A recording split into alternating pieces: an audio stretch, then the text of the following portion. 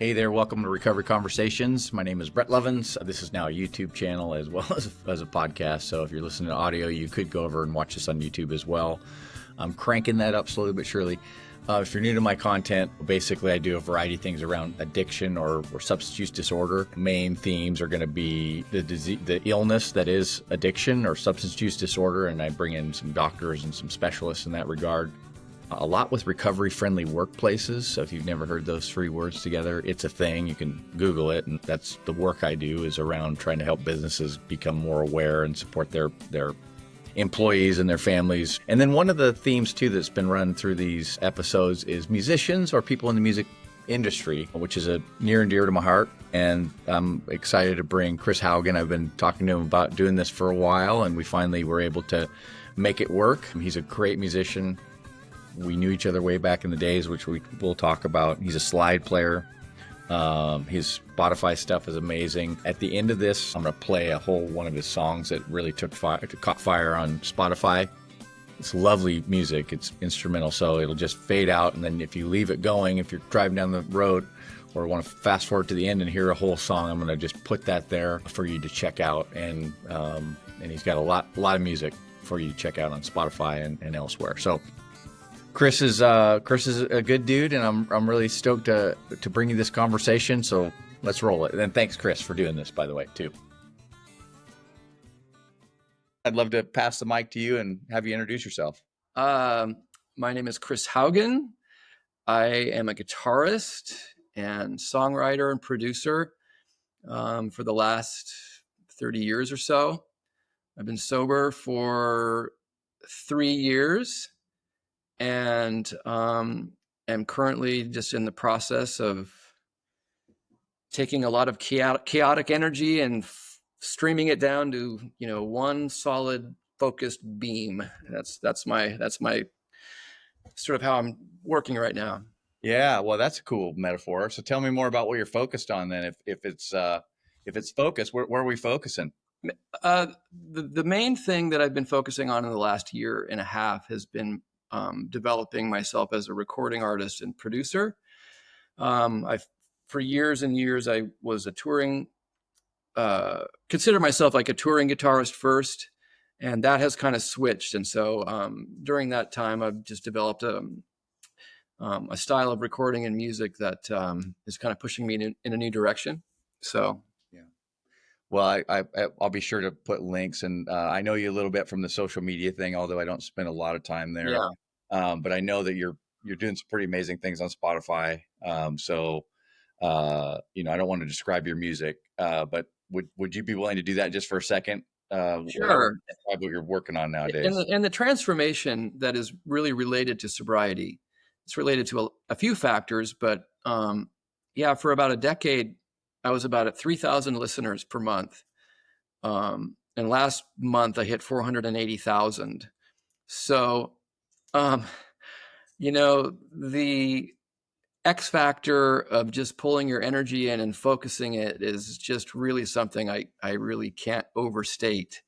That's been a huge upside of being sober. And it's not that getting sober did all that.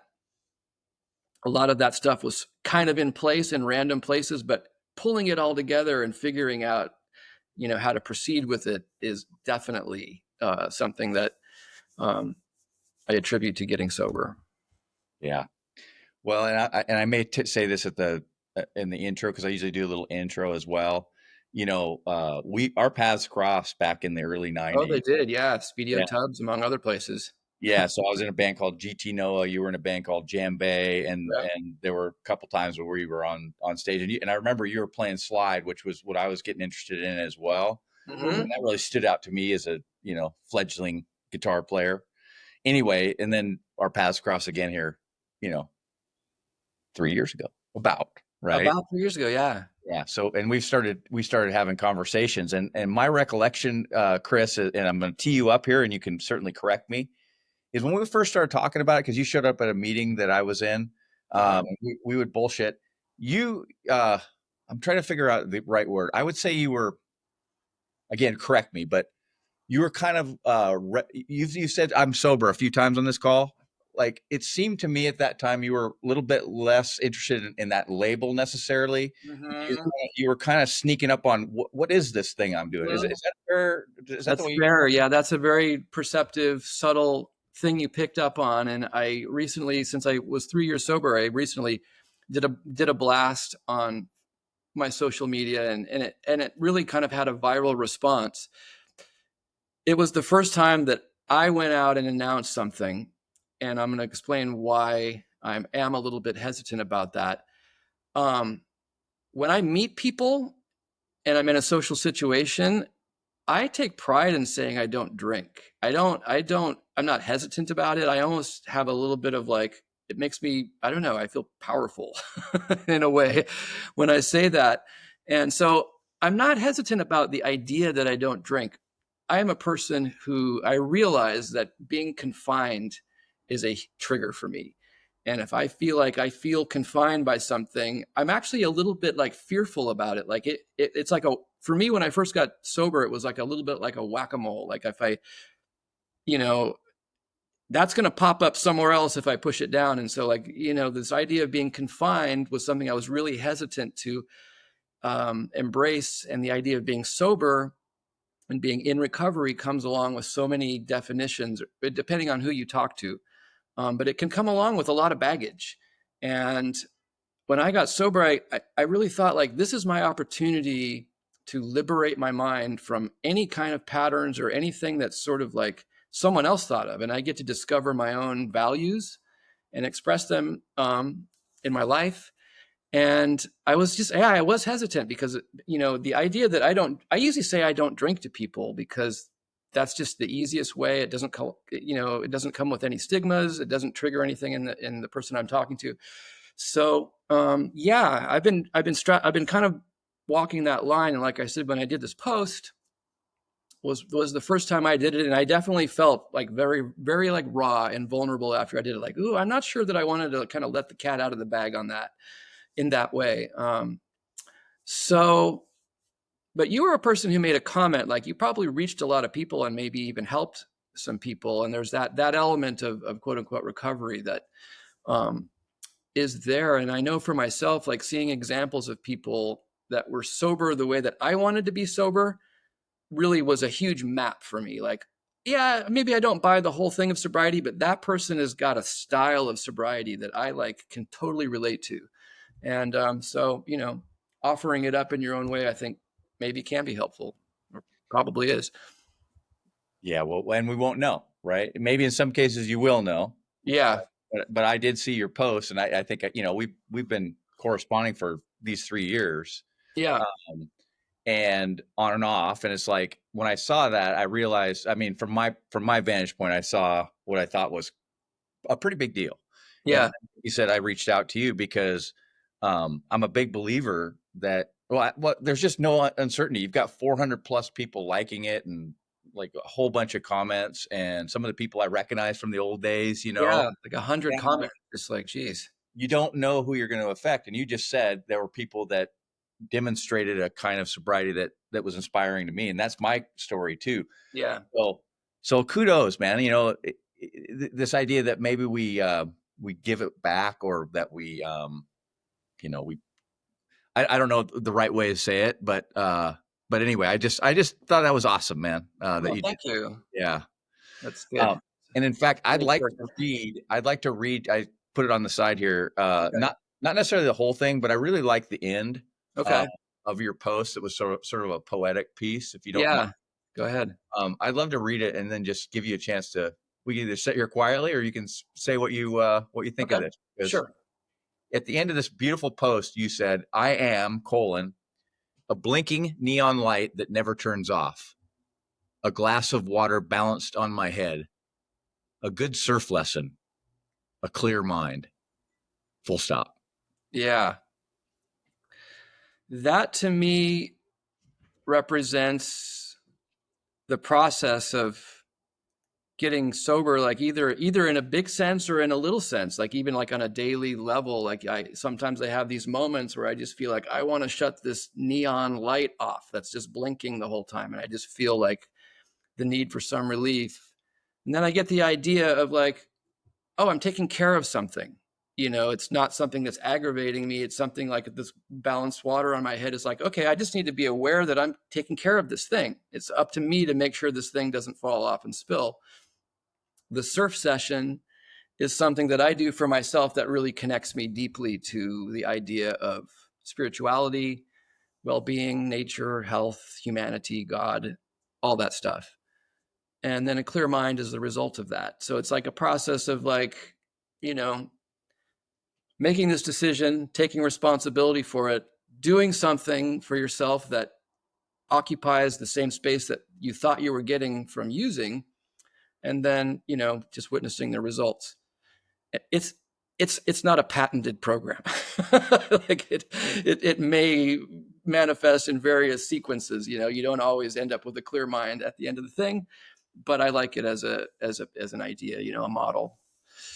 So, and I felt like a poetic way was probably a good way to say it, just because it is a poetic process. It's not like a bullet point list that has guarantees with it. Yeah.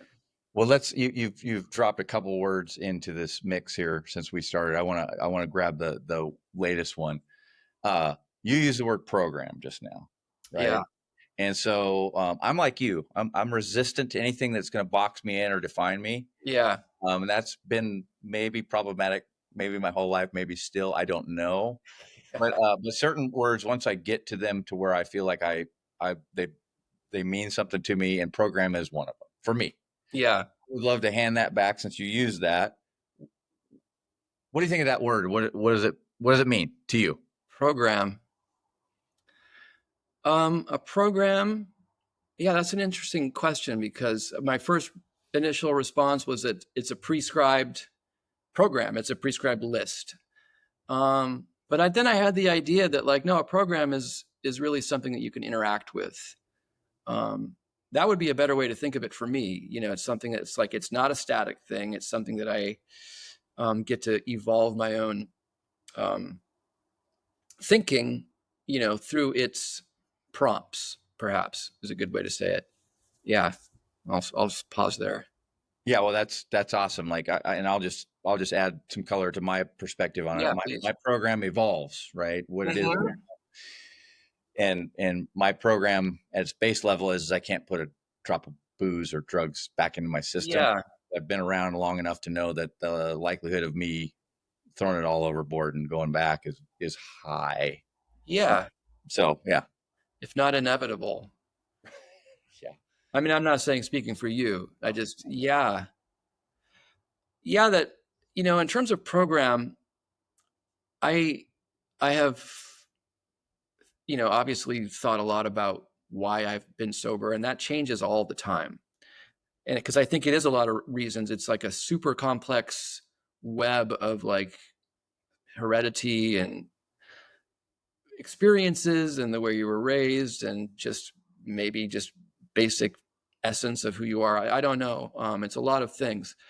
Well, I think I just lost my train of thought. Program. Yeah. So I think at its essence, I got sober because I had a sense that I was going to miss my boat, so to speak. Like, I had this deep sense, like the boat's going out to sea or whatever, and I'm not on it, or conversely, like my boat's too far out at sea and I'm not going to be able to, like, I don't always know what my mission is on a life, but I would like to think that I do have a sense that there is something. And just the idea that I would miss that really became like just very dark, a very really dark thought for me. And I just like couldn't abide with it. I just had to be like, this can't be. So in terms of my program, I think that at its core is what my program is that revelation. The stuff I layer on top of it, going to music cares, sometimes going to AA, are stuff that I do just to like reinform my process, listen to other people, get bits of information, hear inspirations that in a lot of ways help me not be too narrow about what my experience is. Like, it's like I have a very specific experience with it. there's a lot of commonalities with other people, but a lot of people have very different experiences, and so it keeps me from becoming too isolated in how I conceptualize what I need to do to be sober. Like there's so many experiences to draw from. And so um, a program, the meetings are really an interesting place for that, especially the music care meetings. I mean, between meeting this one that I attend with you and another one have really been the go-tos, the most continuous thing that I've done, and where I sort of find the most the dialogue that happens seems to be really deep and respectful, but also open in a way. Yeah. So. Well, that's, we're musicians. We're automatically wired a little different. I mean, Exactly. Like, oh, these are my people. This is great. okay, so that's great. Yeah. I love that you have a loose idea of what program, and I love that you're willing to say that word too. I like you, like I do things, right? Yeah. I don't. I mean, complacency is a word, right? But again, I'm speaking for myself. However you think about this, I need to protect this thing, right? This Yeah. thing, meaning this life that I've been able to enjoy without the monkey on my back all the time. And so, I do things. And sometimes I think, well, this is a freaking waste of time. I shouldn't have done that or whatever. That's Mm-hmm. just, usually even that moment I'll go, well, hang on just a second. Yeah. What do you think about that? When you think about the things that you do either actively or passively, because I think there's a lot to passive as well. I don't know. I'm throwing a bunch of stuff at you. Anything there? Yeah. Spark? Maybe clarify the question. I think maybe I got lost in there for a second. Yeah. Well, that's not surprising. So this idea that for me, my program is both active, meaning I do things, right? Mm-hmm, I put on my mm-hmm, lucky socks. I go to places even when I don't feel like it necessarily. mm-hmm, mm-hmm. I'm curious about other people. I care about the new person who's trying to find their way in. And then there's the passive part of it too, which is finding out how to relax, learning Yeah. to dig into the reality that I'm in and enjoy it, or Mm-hmm. even accept the things I'm not enjoying, that kind of stuff in order to keep it. So I don't know, that's maybe a little bit spacey that. No, I get where you're coming from.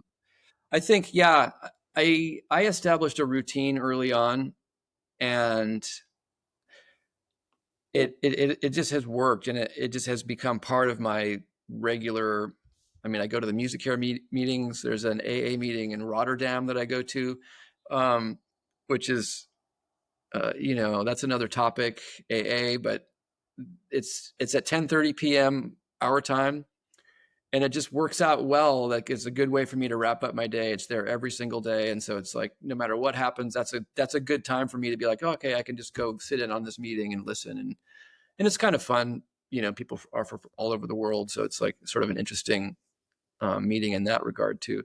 So yeah, there's sort of the active part is having these routines set in, and they're just grounding, they're comforting. Yeah. It's comforting to have a routine, and I think that's one of the things I really um, have keyed into, is the importance of just my little routines. When I travel now, I always travel with my favorite Earl Grey tea.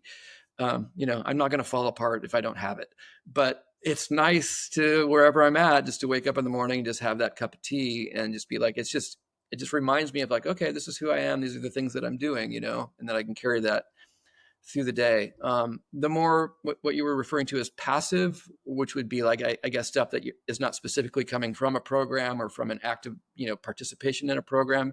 Yeah, there's so much of that, of taking responsibility for me, of like the benefits that I was perceiving, and some of them may have been real in certain aspects of, being able to relax, being able to loosen up, being able to, be a little bit more carefree, or, what about the reckless side of you? Or like I use the word reckless, but maybe it's just adventurous. Like there's a super adventurous side to me. And I think music and touring was a lot of that. And without alcohol, I find myself a little bit less likely to get to sign on to like sort of adventurous things. And that's a constant negotiation that I have with myself of what's an acceptable amount of like sort of kite string to let out, so to speak. When I first got sober, it was little or none. It was like, no, we're just doing this. Here's my priorities. I would write them down and just stick to it. That you find you kind of outgrow that in a way, like, that there's an element of chaos and unknown to life, not chaos, but maybe, and there's new experiences, and you can't control things, and you can't only limit your exposure to people that are like meet some kind of sober criteria, that you're going to come across people that have different values that maybe challenge you or annoy you or whatever, and you have to figure those things out. Yeah. Well, let's talk a little bit about music in particular. My Okay. podcast has an element of musicians, and that's that's one of my groups that I like to talk to, and partly because for me, I've used this like a horse race analogy. Music and and intoxication were like a horse race. When I Mhm. started, the music was way out in front, and over Yeah. time, the partying caught up, and then sort of passed it to the point where the drinking was fully in the way of making music. And that's a metaphor I'm just going to throw into the middle here, but I'd love to explore Yeah. going back a little bit. What Hmm. the intermingling of alcohol or drugs and music? What do you got? When I was on tour with Djembe, I never saw drugs ever, like hard drugs. I never saw coke like one time in the entire time. So, and it had never done it. So, and coming from a situation, a background where there was pretty heavy alcohol abuse in my family, in my close family, I was very like anti. But yet still there was like big red flags, even though my general posture was like, no, I don't want to ever let that take me down, because I've seen what that's like. So that was the first part. And then once Djembe broke up, I was kind of like kind of a free agent kind of guy, like playing a lot of different gigs. And I fell into some gigs where there was a lot of drug use, and it was new to me. And I sort of associated it with access, like, oh, I needed to meet more musicians, and the musicians I was meeting, and in fact, some of the more successful or notable ones, there was just a lot of drugs around. And so at first it was like, I'm just in these parties, and it just seems like, oh, this is cool. I'm in the cool crowd or whatever. And yeah. And then, it got to be, um, it got to be like, once I sort of incorporated that into my vocabulary of like music, it just got to be like, I would go to a gig and there was just too many people who had drugs around me. And then I just couldn't, I would be on stage thinking like, oh, that person just walked in, I know that person has drugs, and my mind would just be like preoccupied the whole set of like, I can't wait for fucking set break, to like go shake this person down. And it got to be like a preoccupation. Like it wasn't that I felt like, oh, I need drugs to perform or whatever. And I sort of knew like that's going to ruin it. Yet, if it was around, I couldn't help how like excited I felt about like getting involved with it. So, and yeah, I don't know what else to say about that. It became a thing that, I don't think it eclipsed my like love and creativity, or love for creativity, but it just became such a massive distraction that I was managing all the time, that there was not really any time to do anything else. I was just like, thinking about like the whole process, I do Yeah. know. Uh, well, let's talk about so earlier in the conversation you talked about kind of I don't remember. He said dark time, or I can't remember but I would love to explore the point, or the gradual point where you realized, I got to do something about this, or this is getting, I'm getting over my skis, or whatever you want to say. I mean, those are my words. Is I it feel like, sudden, or is it dramatic, like in a moment? no, it wasn't dramatic, but it was almost like a guardian angel situation, where I would just get these little whispers of like, this isn't right, this isn't right. And I kept overriding it. And that little voice just became more dramatic, and more weird shit started happening. I went out to, I realized that things were getting out of control, and I've had a devoted yoga practice the whole time, which definitely like was compromised when I was at the sort of deep, phase of drinking, especially. And so I went out to Green Gulch in Stinson Beach, which is a kind of a Zen monastery sort of place. And I'm like, I just need to get myself in an environment surrounded by people that have like spiritual values, and I was just desperate to like have an experience it. So I went out there and I brought a couple little shots of booze and, drank them, and like just was in my little monastery room. And, then I was thinking about Mill Valley, which was about a 20-minute drive away. And in my mind, I'm like, oh, the liquor store closes at 11:30. And like, it's like 10:30 now. I think I'm just going to go. I'm going to go to Mill Valley and get some booze, right? And I go out to my car and I start it, and it starts up, and the fucking lights won't turn on, like out of the blue.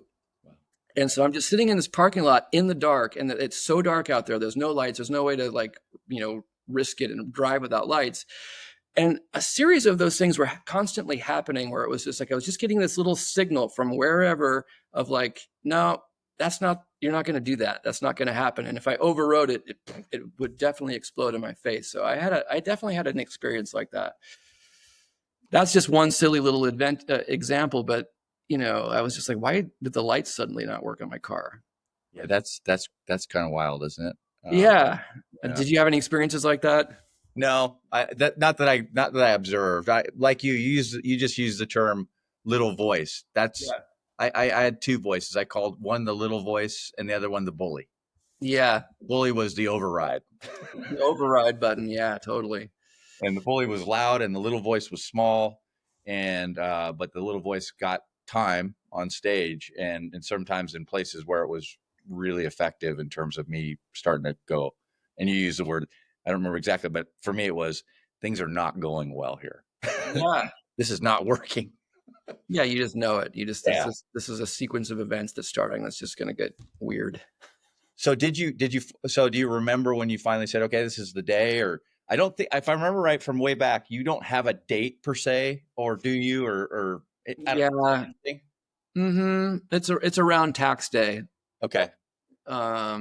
So yeah, it's a little hazy what happened, but I went down to visit my family, and was a bit of a mess, and they just basically called me out on it, and I had to make a decision. There was no force involved on their part. It was a revelation that was already very clear to me, but I definitely got a prompt, and yeah. And that was it. So I think, again, I'm piecing your story together from our conversations, but my understanding is at some point you said, you know what, I'm gonna leave where I am now, and I'm gonna come up to the Northwest. Is that something? I did. Yep. Yeah. A variety of reasons, but I had some family up here, and so I came up when I first got sober just to like take inventory, really, like take a space. It was at the end of the pandemic, and my lease had ended, so there was a variety of things that landed me up here. Yeah, so I took some time. Yeah. Got some stuff together, and yeah. And then you are, like me, somebody who is continuing to be sober. I like the word recovery. Some people do, some people don't. I do. I used to hate it. You like that word? Where are you at with that one?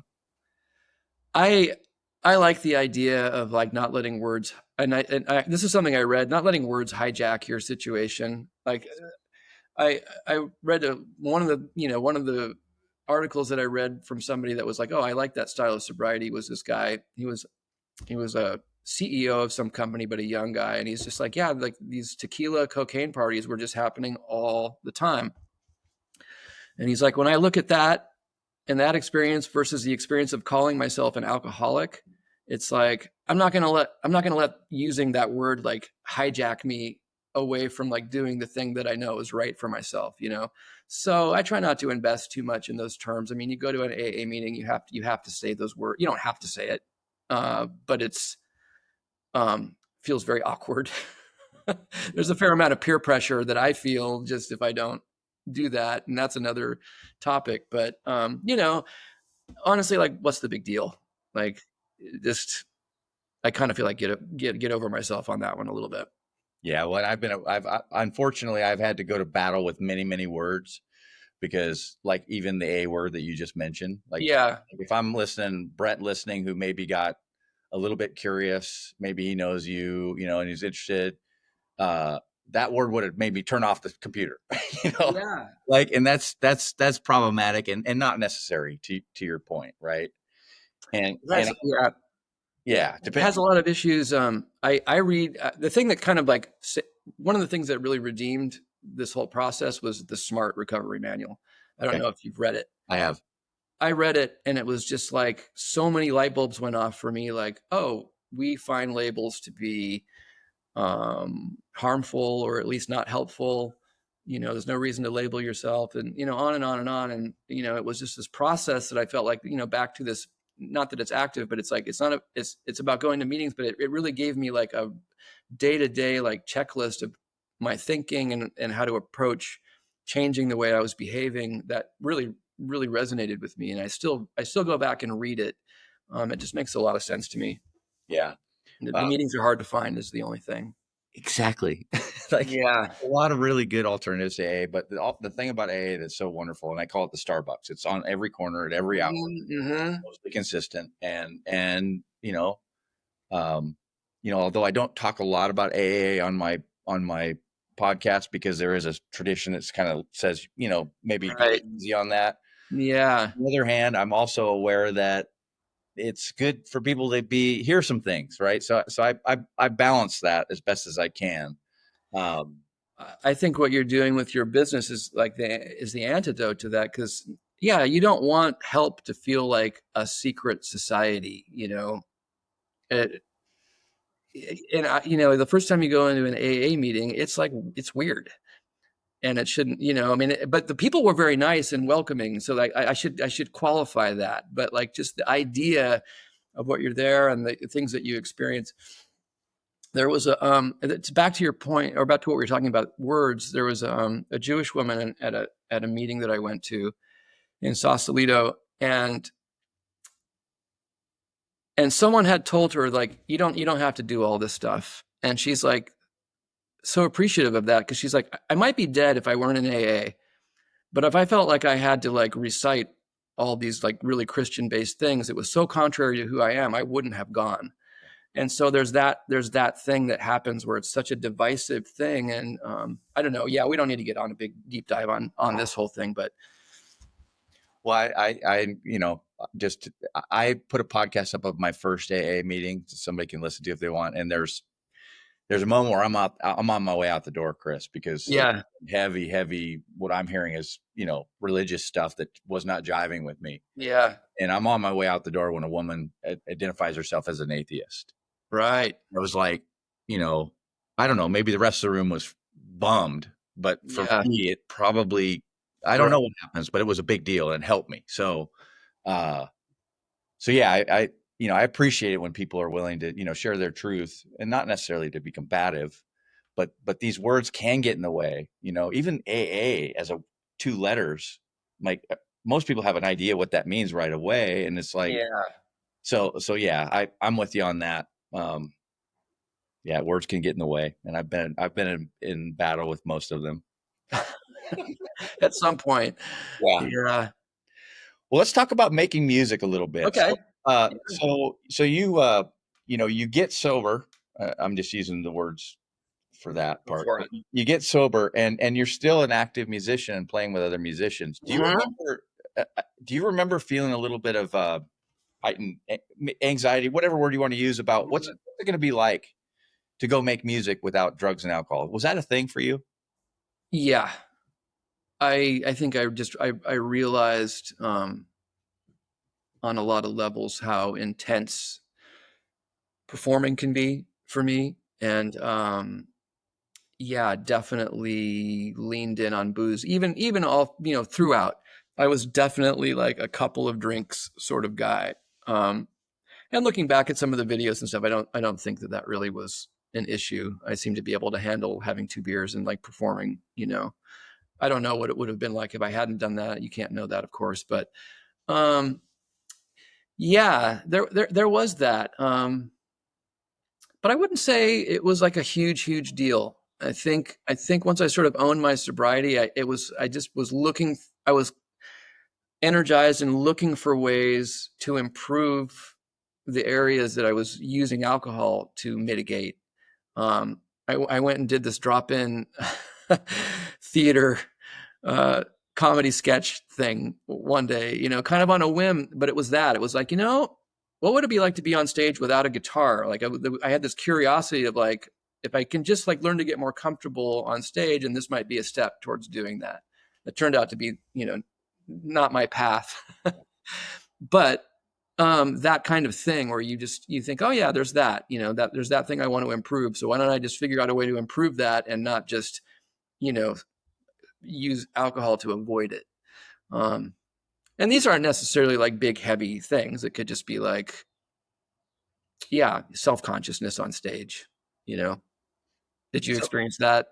well, I don't, my performing days and are way before I stopped before I got sober. Okay. So my Yeah. performing days but back then, I mean, one of the things that was a hang up for me when when that little voice all the way back, when that little voice was talking to me, it was like, well, yeah, but how could you possibly play? And I've been around enough musicians to hear a theme where it's like, I'm nervous about going to play for the first time, Yeah. I make my living this way. How am I going to do that? I've heard that lots of times. You probably have too. And it's like, yeah, that's why I was exploring that with you to see if there was anything to that for you, and how did it actually pan out, and how is it panning out now as you perform with other musicians and such? I did a rehearsal with one of my person that I collaborate with, a person that I really admire as a musician, and it was videoed, and I'd sort of forgotten about it. Then it was playing somewhere in the background, and I heard the guitar playing, and it's like it sounded like really sharp and like good. And I went like, oh, that's this rehearsal. That's me playing the guitar. And I remember being it was right when I was newly sober, like so tight inside and so wound. And it just tipped me off like that's just my perception of what's happening. Like my actual physical ability to play is better than it was. So the process for me became like I need to figure out how to just trust the fact that this sounds good, even if my internal experience is like not telling me that. And that's a big trip right there. That's a big process to get involved with, of just changing the way you think about yourself. And that's ultimately what booze was. It's just like an instant, like whatever it was, it's like I'm just going to completely change how I'm thinking of myself and the situation right now in an instant. It's hard to argue with that, as like that's not a bad thing to want to do necessarily, but you know the rest. Well, the one thing I think is true for you, Chris, and you can again correct me. So I know you do a lot of recording solo and putting stuff up on Spotify and whatnot, and some of the musical things I've heard you put out are just freaking stunning. Thank you. Yeah, really, and also a lot of slide, which of course is right up my. Yeah. Um, but I also know that you still collaborate with other musicians in live settings, which means you're going into settings where alcohol is flowing freely. Um, all true, right? You're still doing that. I'm still doing it. The scene that I've kind of tapped in up here is miraculously, or maybe it's not. Maybe it's not a miracle. It's just an energetic draw that happened for me. Is that not many people in my scene drink. We had a party, this band Sonic Shiva that I've been playing with. It's a kind of a family style band. It's a big group of musicians, and at any time maybe 6 of us are performing, but it rotates.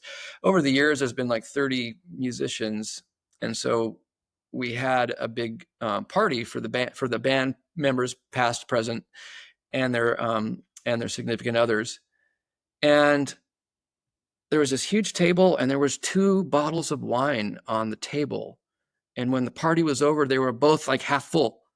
And I was just like, are you kidding me? Like, yeah, I couldn't believe it. And I just felt very thankful that, and in general, this is one of the reasons I've gotten more into recording the music that's related to my yoga world, some of the meditative music I'm doing, is that A lot of musicians don't drink, and even if they smoke a lot of weed or do psychedelics, which is pretty prevalent, or I won't say prevalent, but common in the Northwest, booze is out. Like people don't drink booze, and it's just been great for me. I think in the core band, the bass player, the other guitarist, one of the singers, um, two of the drummers, like nobody really drinks. There's never a drink on stage ever.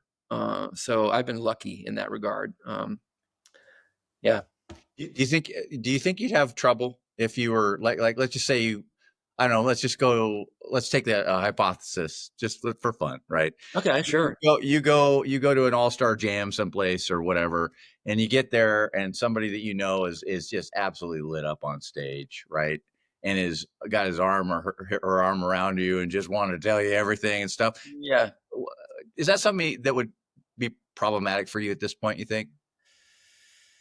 Oh, I would probably be polite long enough to endure it and then just leave, you know. I think I would like to think that I've developed a pretty good radar at this point about situations that I could, avoid those kind of situations before they happen. But of course, you can't really. I mean, I haven't had it on stage. I haven't had a situation. Well, maybe a little bit. One guy came to rehearsal one day a little bit wasted, but that's kind of another topic. But it's more from the fans, I have to say, like, because you're up on stage performing and you're sober and you get off stage and someone's been drinking for 3 hours and they just don't know when to stop.